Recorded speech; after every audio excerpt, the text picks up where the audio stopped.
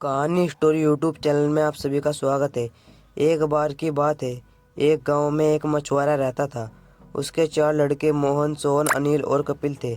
मछुआरा नदी में जाकर मछलियां पकड़ता था और उसको लेकर जाकर मार्केट में बेच देता था, जिससे उनके खाने का गुजारा ही केवल हो पाता था। एक दिन मछुआरे ने अपने चारों लड़कों को बुलाया और कहा, बेटो, अब तुम बड़े हो चुके हो। मेरे पास तुम लोगों को देने के लिए कुछ भी नहीं है। इस मछुआरे के काम में ज़्यादा कमाई नहीं है।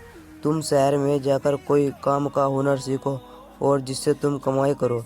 अपने पिता की यह बात सुनकर सभी भाई मान गए और अगले दिन शहर के लिए चल दिए। थोड़ी दूर जाने पर उनको चार रास्ते नजर आए। उनमें से बड़ा भाई बोला, हम सबको इन अलग अलग रास्तों पर जाना चाहिए और 4 साल बाद हम यहीं पर मिलेंगे। सब भाई इस बात को मान गए और अलग अलग रास्ते पर निकल गए। मोहन जिस रास्ते पर गया था, उसको कुछ देर चलने पर एक व्यक्ति नजर आया, जिससे मोहन ने बात की उसको कुछ हुनर सीखना है, जिससे वह कुछ कमाई कर सके। वह व्यक्ति बोला, मैं चोर हूँ और तुमको कुछ भी चुराने का हुनर सिखा सकता हूँ।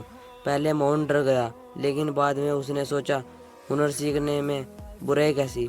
तो वह उस व्यक्ति की बात मान गया और उसने चुराने का हुनर सीख गया।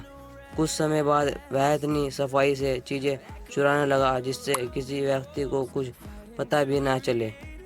दूसरा भाई सोहन जिस रास्ते पर गया था, उस पर चलने पर वह एक नदी के पास पहुंचा, जहां पर एक व्यक्ति टेलीस्कोप की मदद से आकाश के तारों और ग्रहों को देख रहा था। सोहन ने उस व्यक्ति से हुनर सीखने की बात बताई। वह व्यक्ति सोहन को टेलीस्कोप से तारों ग्रहों को देखने का हुनर सिखाने लगा। उसके पास यह हुनर सीखते सीखते कुछ समय बाद सोहन बहुत अच्छी तरह से हुनर सीख चुका था। जाते समय वह व्यक्ति को ऐसा टेलीस्कोप देता है जिस धरती और आसमान की दूरी की चीज साफ देखी जा सकती है। तीसरे भाई अनिल को रास्ते पर आगे जाने पर एक शिकारी नजर आया।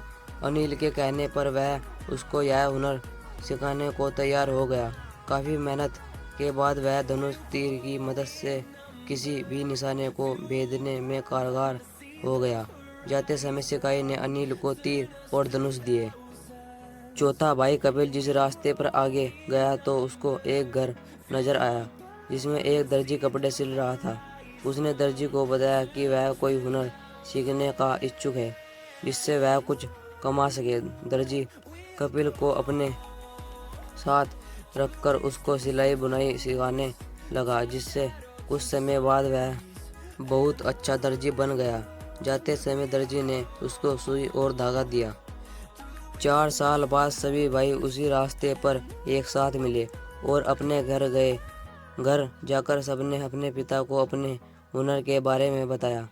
उसने उन सबके हुनर जानने की सोची और वह सबको एक पेड़ के पास लेकर गया, जिस पर वह एक चिड़िया ने अंडे दे रखे थे और वह वहीं बैठी थी। उसके पिता ने अपने दूसरे लड़के सोहन से पूछा, देखकर बताओ कितने अंडे हैं। उसने टेलीस्कोप निकाला और बता दिया कि वह 5 अंडे हैं। फिर उसने अपने पहले लड़के मोहन को बोला, जाकर अंडे लेकर आओ, लेकिन चिड़िया को पता नहीं चलना चाहिए।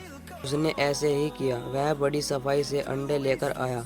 अब वह उसके पिता ने तीसरे लड़के अनिल को बोला, तुम एक बार तीर से सभी अंडे को इस तरह से तोड़ो कि अंदर चिड़िया के बच्चे को भी कुछ नहीं होना चाहिए।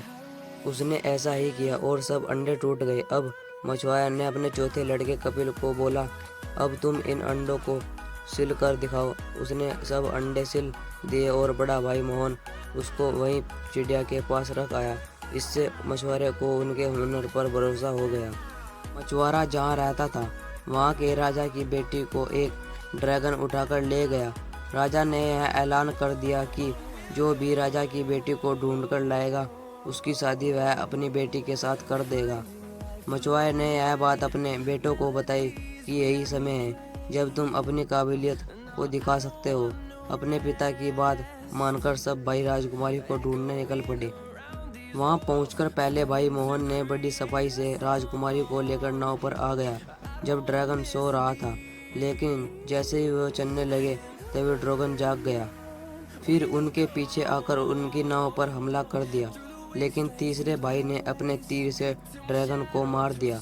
अब उनकी नाव टूट चुकी थी और वो सब डूबने लग रहे थे।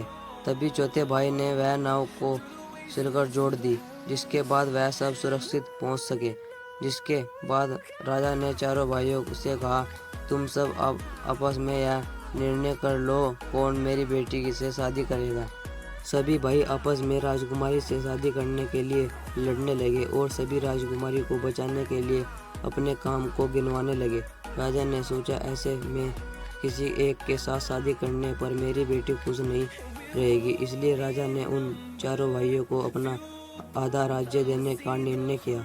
आधा राज्य पाकर चारों भाइयों खुशी खुशी अपने पिता के साथ रहने लगे। अब वो अमीर हो गए। दोस्तों, हम उम्मीद करते हैं कि आपको चार भाइयों की हिंदी कहानी ज़रूर पसंद आई होगी। आपको इसको अपने दोस्तों के साथ शेयर कर सकते हैं। आप इस कहानी के बारे में अपनी राय कमेंट में दे सकते हैं।